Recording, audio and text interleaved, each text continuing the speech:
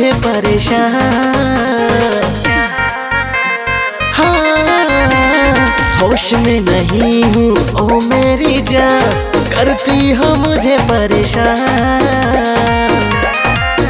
तेरा मूड भी लगता है ढीला ढीला ढीला। नशे में हम नहीं है ये सब नशीला है, पानी भी पीती हूँ लगता टकीला है। नशे में हम नहीं है ये सब नशीला है, पानी भी पीती हूँ लगता टकीला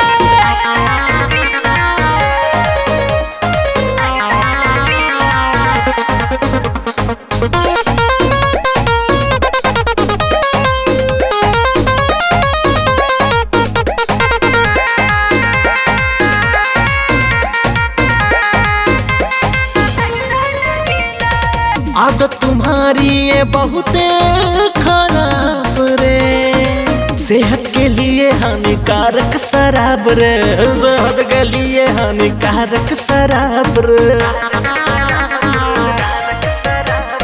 हर किसी में एक कमी रहता है, कोई छुपाता है कोई बताता है। ओ तेरे जैसा कोई हमें नहीं मिला मिला मिला। नशे में हम नहीं है ये सब नशीला है, पानी भी पीती हूँ लगता टकीला है। नशे में हम नहीं है ये सब नशीला है, पानी भी पीती हूँ लगता टकीला